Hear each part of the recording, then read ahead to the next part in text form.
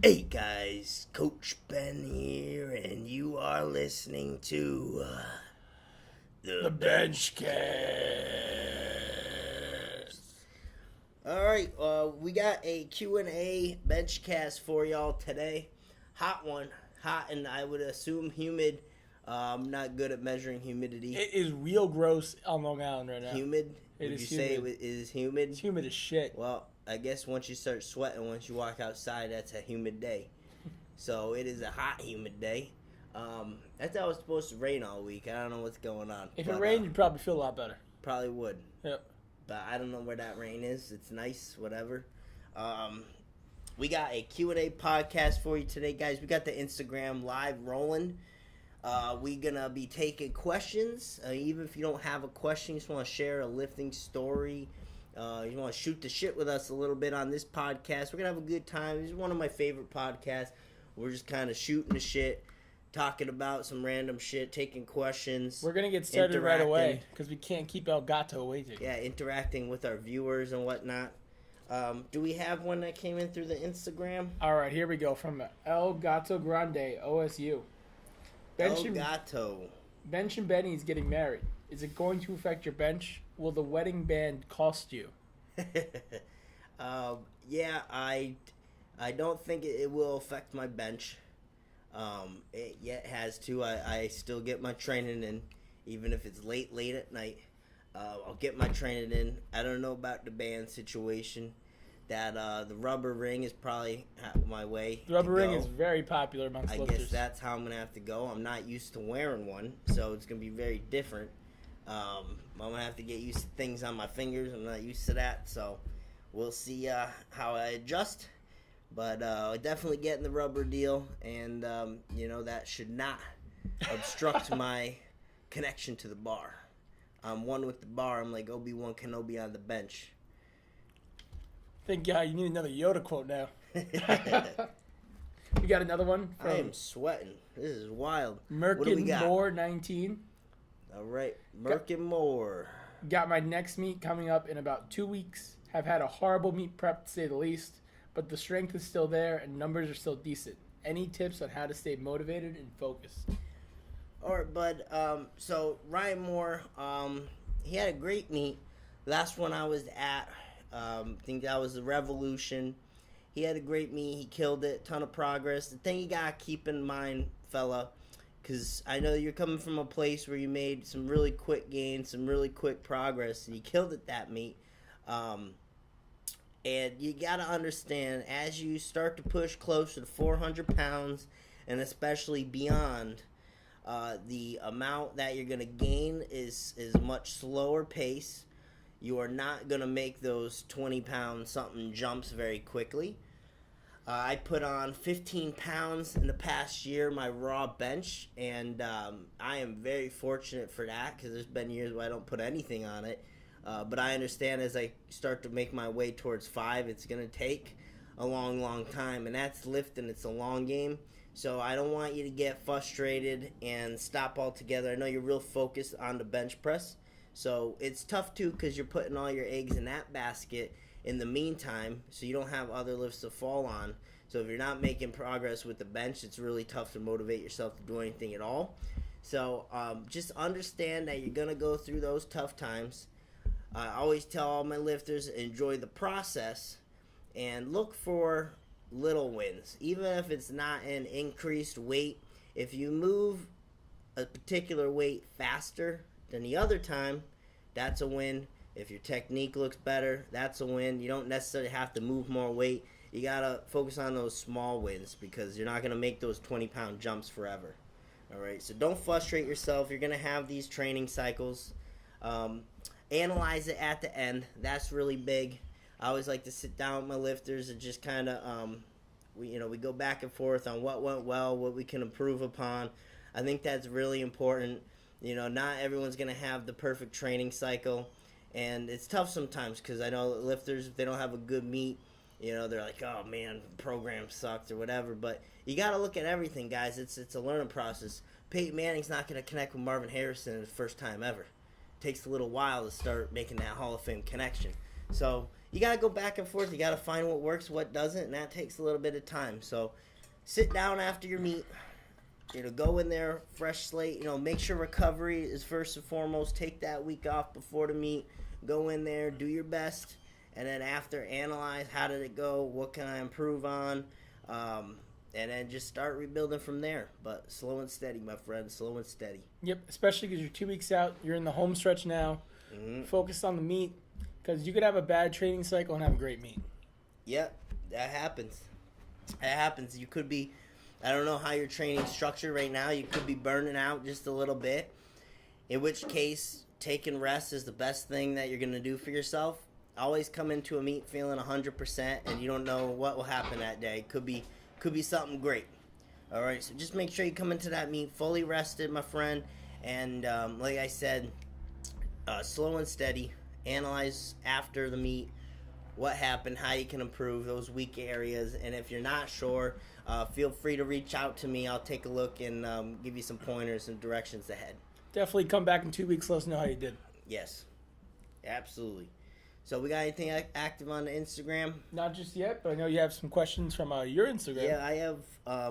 I finally figured out how to do that damn. They got that questionnaire thing on the damn story mode now. Yeah, it's real simple. I don't know how it took you so long. I'm from the old school. I don't like being on my phone a bunch, but I finally figured out how to swipe up and do that whole bullshit. So that's a really cool feature. I'm interrupting you again. What's going on? From got activity? We got activity. Wyatt Burbaru, maybe? That's how I'm saying it. All right, so funky name. Yep. So for Wyatt, I'm having trouble with my setup on non-competition style bench. Any pointers? First thing, you're going to have traction. All right, a lot of good products out there now, non-slip pads.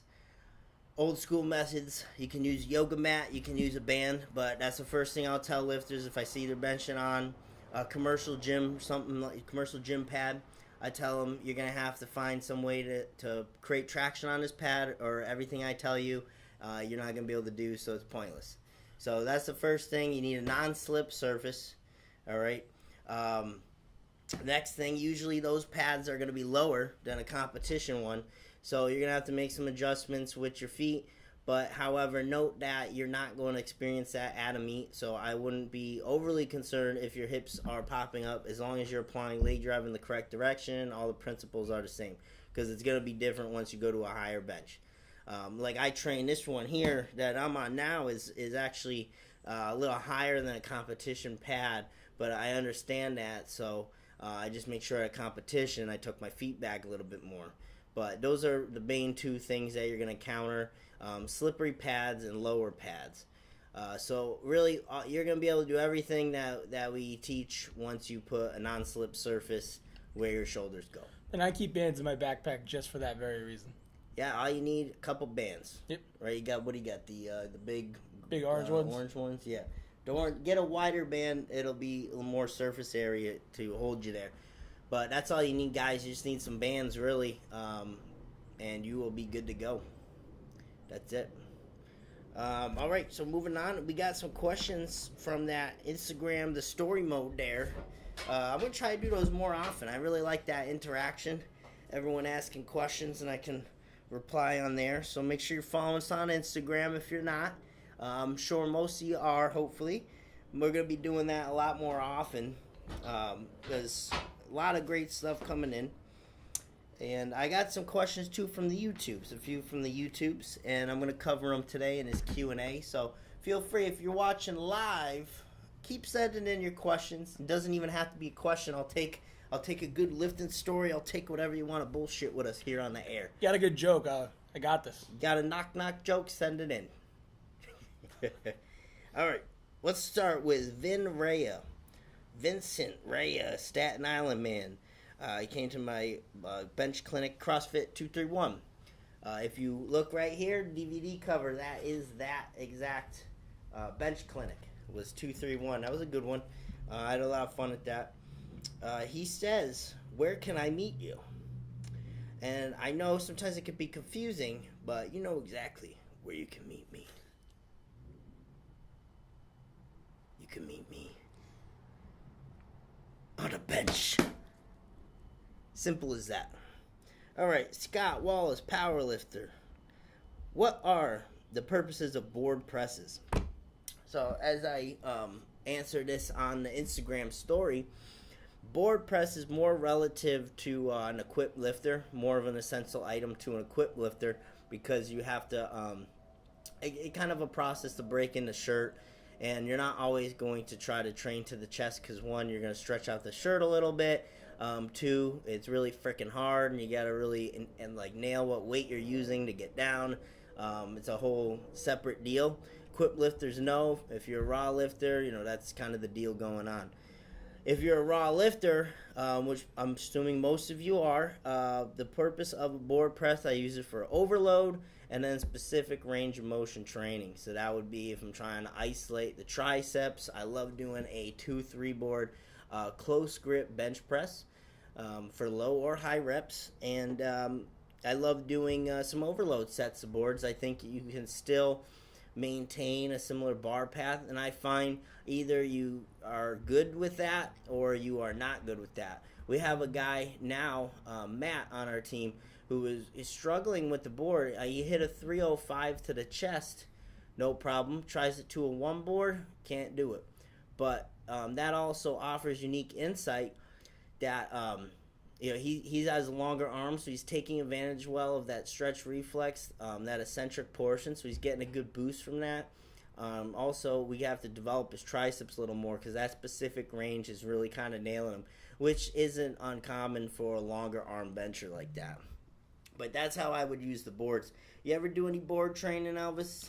Oh, yeah, I love board training as an overload method. Yeah, we did overloads with the board. I remember training that with you. Get the 3 board, 2 board, 1 board chest. Yep, we've done that whole deal.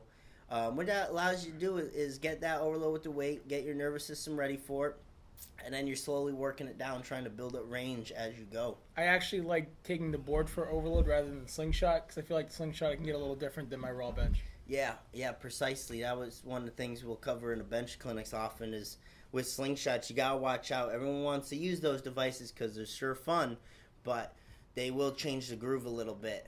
If you want to be successful in a slingshot or even more powerful methods of slingshots, then you have to touch a little lower and you have to throw back more, closer to an equipped groove than a raw groove.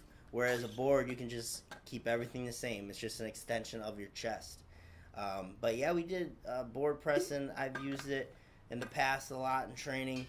I find you do gotta be careful though if you're doing it for overload. You don't want to go too long. I really will not program it more than 2 weeks in a row anymore, because you can start to get beat up handling that weight and you start developing some pec strains and stuff. It's harder to recover. So 2 weeks and then take some time off from it. But it's great for getting an overload in for a week. But yeah, board presses are great. Actually got a good video on YouTube if you want to see some bloody shit going down. I had, in the winter, I bleed a lot. The nose, whatever the case may be, whatever the weather is. And I remember in the winter, I was a bloody mess. Every time I benched, it was like swallowing blood. It was gross. So I was benching with the Hell Beast, and I took 420 overload to the 1 board. And that set got me. And I had, if you ever seen the Ryan Kennelly video on YouTube, guys, search that. It's awesome. I had the blood dripping down. It looked like, because it comes out your nose and down into near your eye socket, and then you sit up on the pad, and then that thing's oozing down. So it looks like you're like crying blood. Pretty cool video. Check it out. 421 board. Search it on Big Benchas YouTube. Cool shit if you're into that. And then you can share it with your friends and see how badass it is. All right. But yeah, that was a lot of fun. Boards are great. There was a story I wanted to share. Yeah, so speaking about bloody noses, I don't know, you ever get any bloody noses? Never on the bench. Never on, but you get any bloody noses Squats in general? and deadlifts. In the winter, do you get anything in more? In the winter, it's usually more than any time else. All right, it's not just me. Not just you. All right, so this past winter especially, I'm going on a train. I'm heading to a seminar in the city, and I get on the train. I got my bag of tacos. I'm eating my tacos, minding my business. I'm imagining a crave case. It's the steam. It's the frickin' steam from the food. I tell you, every single time gets me. And let me share 2 stories with you guys today. I'm amped up now on the topic. So the steam hits me. I start bleeding everywhere. It's out of control. It's wild. So all I got is a brown paper bag. I really got nothing with me. I'm sitting alone on the train, heading to the city. Got a long drive ahead. I'm like, well, shit, I can't just plug this shit up with my clothes. I got a seminar I'm heading to. So I'm thinking quick. I ripped the paper bag, the brown bag, and bleeding all over the place. So I'm rubbing my hands on this bag. It's getting all bloody. I shove paper bag up my nose, and I just sit there on the train, and it's just getting saturated, really gross. And we head to the city. I'm sitting there. I'm realizing I'm sitting there with a huge bloody paper bag, brown bag, and I'm sitting there with some shit stuffed up my nose. Everyone's looking at me if they're nearby. They're walking by. Everyone's looking at me. I get out at Penn Station, and I realize, there's like cops and stuff around. Everyone's looking at me. I'm walking around with this bloody brown bag. I can only imagine what people are thinking. There's blood all in my hands. I got this brown bag I'm carrying around. I probably look like some kind of predator. And I just stuffed that thing in the trash real quick. I headed to the nearest bathroom. But that was really awkward. And there was another time I was at IHOP. Opened up on me in IHOP. Went nuts. Had nothing to get it plugged up. I'm sticking everything up my nose. Had to run to the back in the bathroom. Getting blood all over the place. Did you go to the one IHOP without napkins? I must have, because I didn't have anything. It was, you know what? Even the napkins aren't enough to stop this stream. It was coming out. That was a bad one. But I'm glad it's not just me. Wintertime kills me. Honestly, it's just deadlifts and squats. Get that heavy M-ramps in winter. Yeah, that's typical. Yep. My buddy Mikey Laurel, shout out to Mikey Laurel from Staten Island, another Staten Island man. He would bleed out his ear. That can't be good.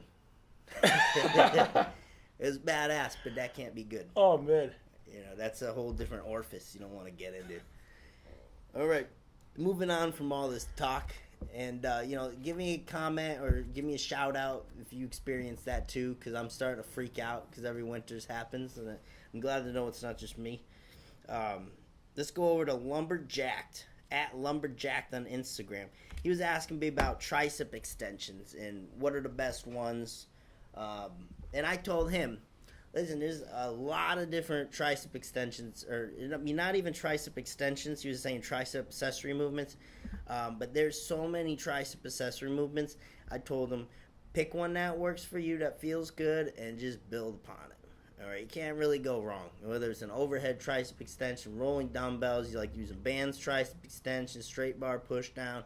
So many different variations out there that if you just pick one that feels good, you get a good pump from it, and just build it up, add weight to it slowly over time, you're going to be golden. And pick one that doesn't bother your elbows, 'cause that's real common with skull crushers. Yep. One of my friends came up to me and said, my elbows hurt when you do skull crushers. Like, just do something else. There are so many tricep accessory there's like movements. 1,000 different things to do. Yep. And variations and combinations and shit. So I never understood that. Like, if I program in a tricep extension, I tell everyone on our team specifically, if that's bothering you, feel free to sub it out. There's so many different things we can do. It pretty much, the principle of training your triceps is what matters. The actual movement, not as much. All right. So if something bothers you, switch it up. There's some real good ones you have on your YouTube channel. There's the Benny press. Yeah, we got we hooked up. So you got a power rack. You hook up two bands from one safety bar to the other safety bar. So it's going across the power rack. And then you get in the middle of those bands. And you take a straight bar or PVC something, right? And then you just kind of push down into the band. So I guess it's almost like a dip motion. But it's just different stimulus, just doing it in a different way. Feels like a mix between a dip and like a tricep extension used with a rope on a cable cross. Yeah, that's some real freaky shit. Yep, that's pretty much what we're getting at.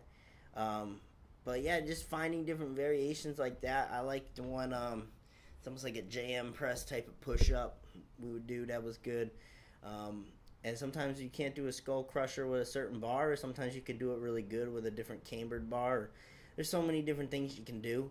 One of my things right now is I'll pair tricep exercises together just to give me more of a volume and stimulus. So I set Tiny Meeker's channel. If you don't know Tiny Meeker, he's actually hanging up in our bench HQ. He signed his picture here, 1102 bench press. That's some real You shit. look that up on YouTube. He crushed that weight. By far, legendary bencher. That is a huge-ass bench. I can't even imagine holding 1,100 pounds in my hands. And he would overload with like 1,300 pounds. He'll take that out. He's got the reverse bands on it, so God knows how much that's taken off. But just the amount of weight he's handling is unbelievable. He's definitely a legend in the game of benching. But I saw on his Instagram he would do tricep push downs, and he'd go right into like tricep overhead extensions. So I've been doing that a lot, which it was really nice stimulus. And then just finding other combos of tricep moves and putting them together, because it'll just give you a better burnout. You add in more volume. So instead of just going tricep bicep, I'll go tricep tricep and really smack the shit out of those tries. But that's been working out well. But yeah, a lot of good stuff to do, so you don't get stuck on having to do a specific thing. We got James Watson, 2009, and he just got the big bench and wraps. He ordered them up, freaking loves them. He got the elbow sleeves. You got compression. He loves those things. But we got both. I mean, if you're looking on YouTube, we got the elbow sleeves and the wraps. All right, and if you're new to wraps, we got the lighter versions, the multi-purpose, really good for squatting.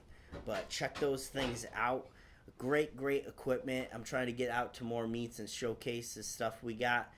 Check it out on bigbenchas.com/store. That's their store page. But James Watson had a question here.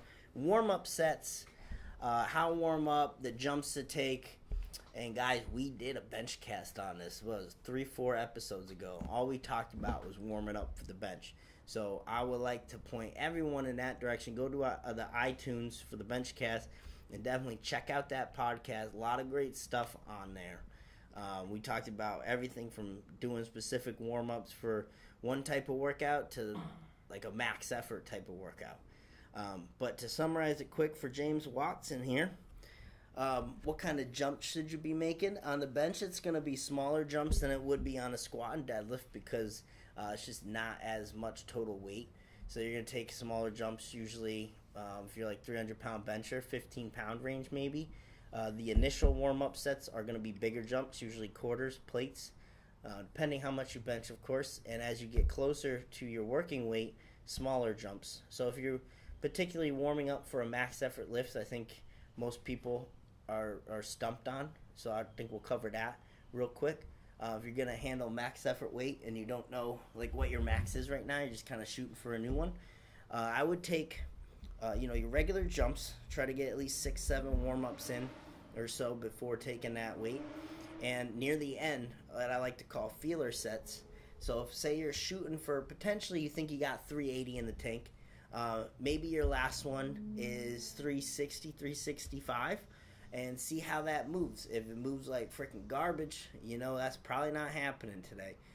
If it moves pretty well and you smoke that 365, maybe I got 385 today. So you kind of use that closer jump as a good feeler set. Whereas if you tried to go 340 to 380, that shit's going to hit you like a ton of bricks. All right, so not a good strategy. So do you have anything to expand on that there, Elvis? No, it's definitely real good. All right, yeah, so you're just slowing down the warm-ups as you get to that. I would say, area. like, even if you're not feeling great that day, don't be afraid to take a warm-up again.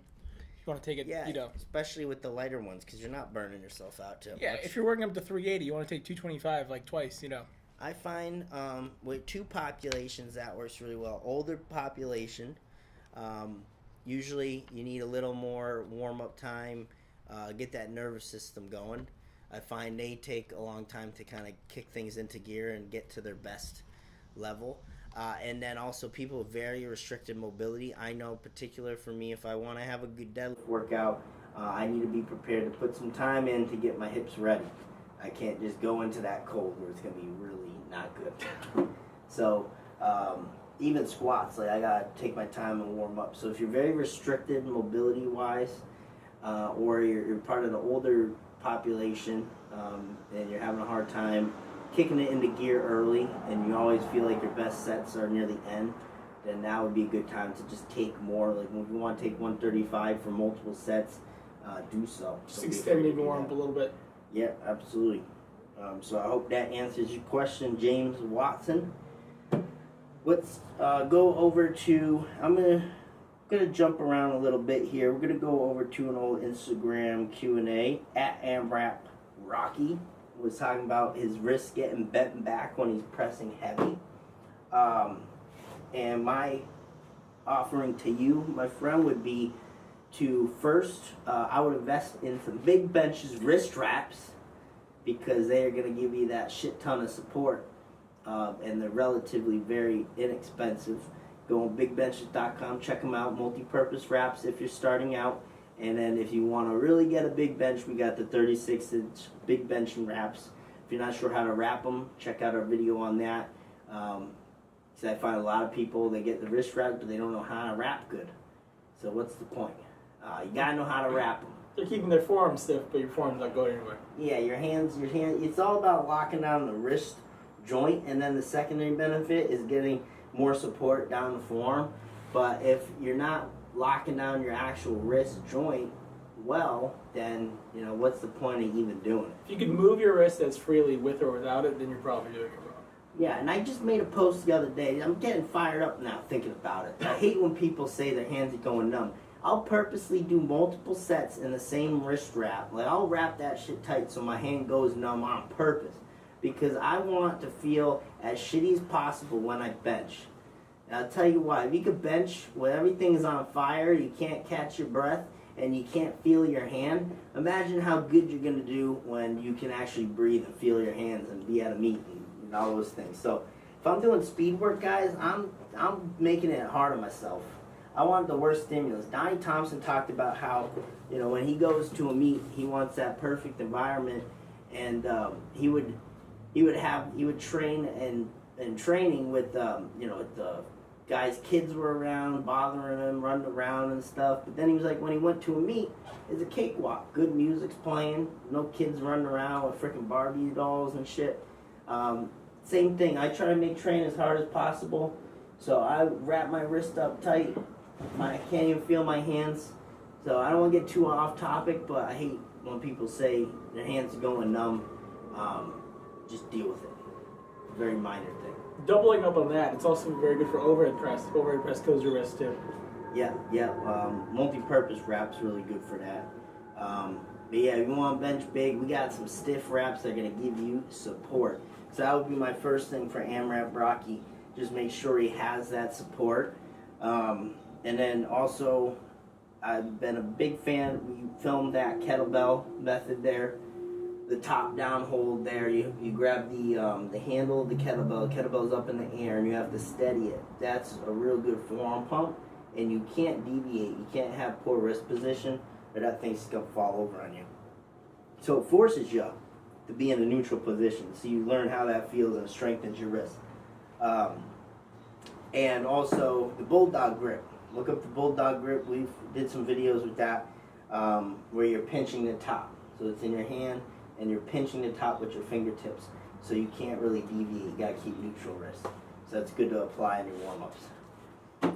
Alright, so that was from AmRap Rocky. We got, we'll go over, we're getting anything from the Instagram? Nope. Guys watching, make sure you leave your questions. We're doing a Q&A podcast. And also, if you have a story to share, it doesn't even have to be a question. I'd like to hear from you guys. And if you're watching this later on, feel free to message Benny. Probably get you on the next podcast. Drop a YouTube comment. Guys, anytime you're dropping comments or questions, I do take note of them. I try my best to respond to everyone. And you never know, I'll maybe feature you on some content like this. And, we'll explore the topic even more. So definitely feel free to drop comments, all that.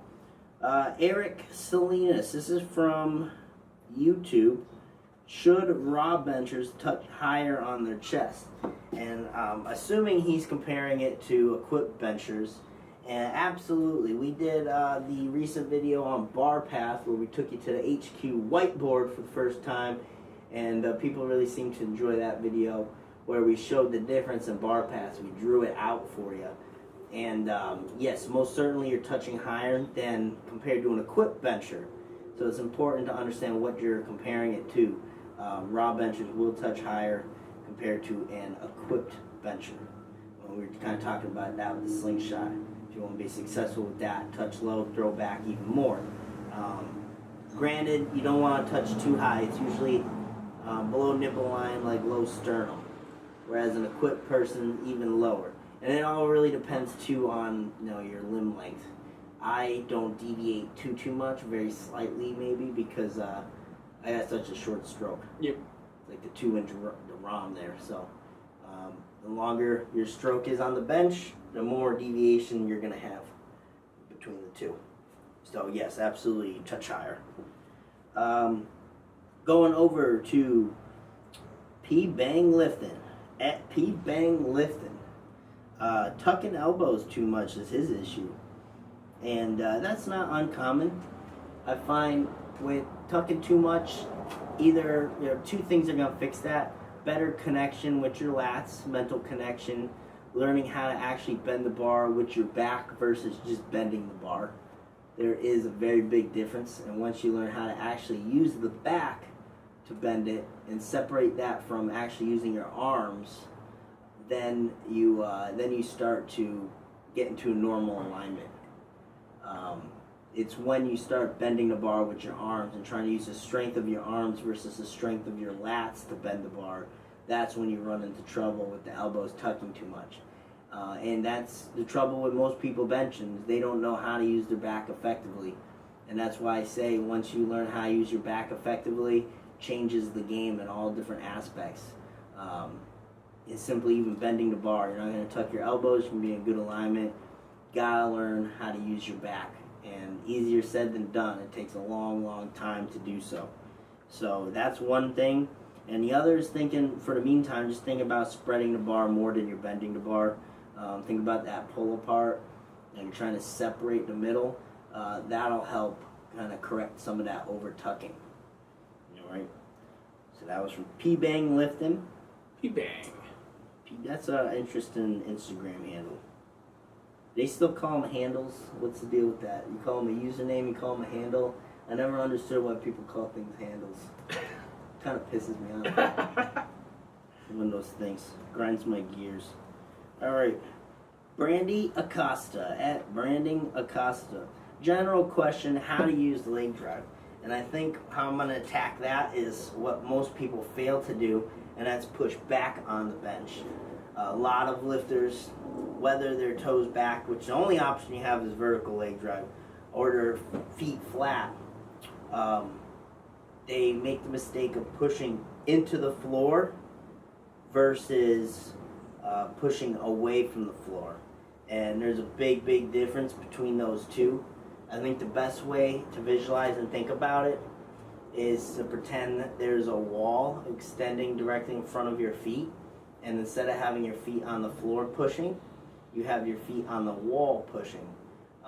And then, your only option at that point would be to push back. So that's how I would visualize that. I visualize it as the difference between a leg press and a leg extension.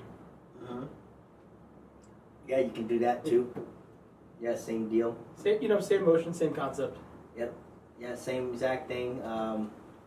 And pushing back at an angle, or having your feet out. So when I find too, when people think leg extension, their feet are pretty close, their toes are forward. And I just encountered this in the gym the other day. This particular woman was toes forward pretty much, and she would get a good push back, that leg extension, so to speak. But I had her bring her feet out, the whole toes out deal, so you have the whole side of your foot to push again. Then you can kind of get your heels into it more, and then it's more of a push away versus an extension. Is when you're extending, you're doing this with the toes forward, and if you're out here, you're getting that whole side of your foot to push away from. So for YouTube, it's the difference between extending like this and like this with your legs. Yeah, so if you're watching the YouTube, you got the little visual there. But yeah, that's probably the biggest thing on how to actually properly use your leg drive. Because I think people understand they need to push with their legs, but they don't know how to push with their legs. So that's huge. So hope that helps you at Brandy Acosta. And we have one more that I wanted to cover here from the Instagram. And what's we doing on time? We're good for now. What are we at? Like 25 something minutes? Oh, we'll find out at the end. All right, so No sweat. so we're keeping this podcast a little short. If you want to jump in on the Instagram live, you got a question for us? Shoot it up there. All right, thick lifts. At thick lifts. That's a good one. Yeah, that's a THICC lifts. Gotta do it with 2 C's. Yeah, Teak. I'm sure that one's already taken, so you gotta be a little experienced or different there. Which brings more leg drive, flat or toes back? So, there's nothing wrong with toes back, but I prefer feet out flat for people for a couple reasons. The first one, and this is probably the best thing I ever did for my bench. I tell everyone. More so because I'm a quick lifter, you're handling such overload amounts of weight, especially someone like myself. I'm getting 200, 300 pounds out of my shirt, so definitely not weight I can handle raw. So every little swing in the bar I can feel. Having the feet out wide creates a much bigger base of support. It's like this tripod here, right? If the legs are out more, it's a little more stable. If it was close together, it'd probably get blown over.